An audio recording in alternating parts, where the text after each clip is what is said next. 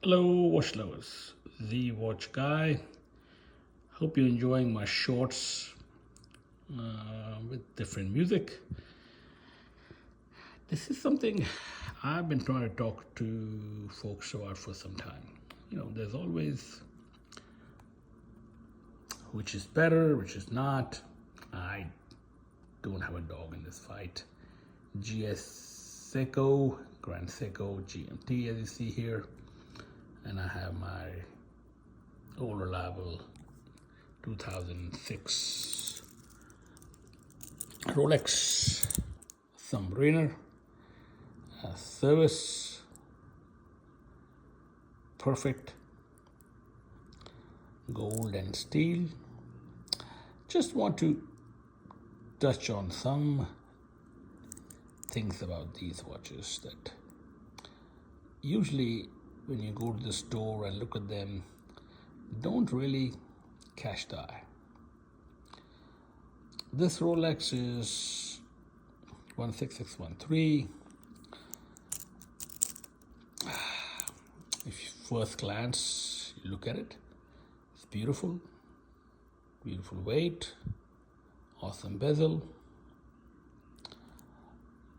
reliable, very, should I say, American watch. Big, bold, brash, heavy, lasts forever.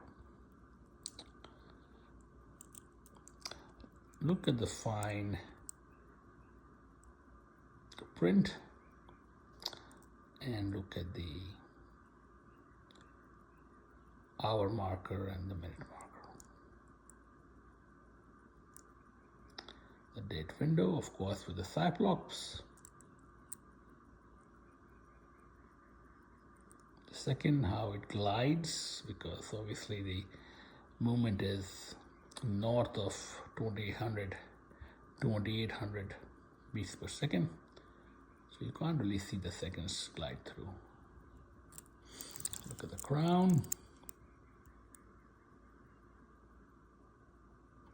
the way it works, pops in and out nicely. The back is rather simple. Substantial weight. Look at the hour markers with lume applied with gold surroundings.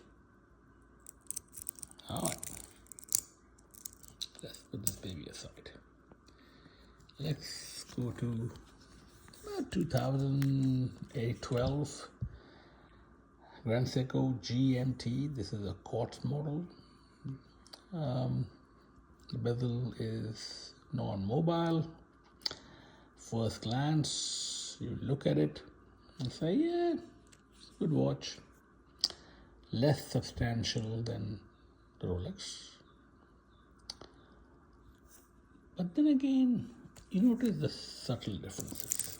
Clearly the weight of the Rolex is at least 20 grams more. Well, it's also on a bracelet.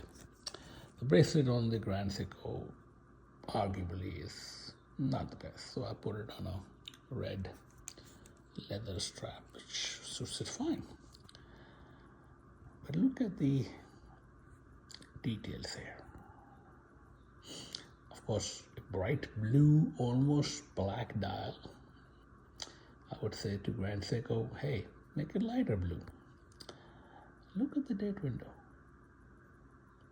No Cyclops, but look at the frame. Going all the way in. Look at the hour markers.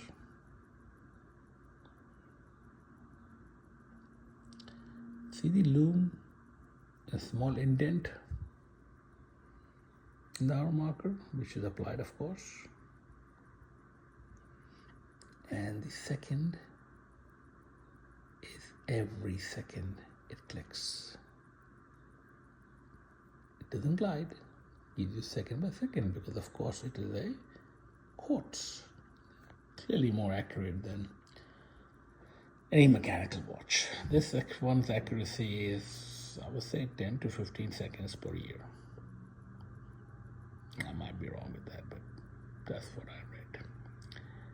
Remember, Grand Seiko only makes less than 100,000 watches. 20-30% of them are quartz. Let me give you a clearer picture of what I'm trying to say. See those hour markers? See how they're beveled on each side? See, you don't see this when you just pick the watch up and, in a store and look at it, or look at it on eBay. Now look at this Zoroastra coating and how these edges are beveled. I gotta admit, when it comes to the holes, the Grand Seiko, they are not as good as the ones in a Rolex, because they are kind of almost looks like they're an afterthought. But everything else, good. And finally, look at the hour markers and the minute markers. Have you seen how the edges are sharpened like a sword?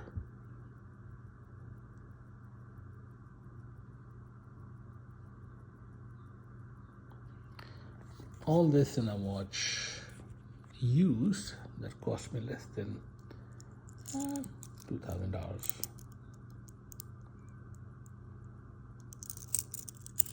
So yes, Rolex in terms of service, reliability, you're gonna give it to your next generation, cash in hand. It's fantastic. But they make 1,000,000 of these. These, on the other hand, are much more rare and cheaper to boot. So I hope you've helped you out. I want you to look at these things when you check your next watch out.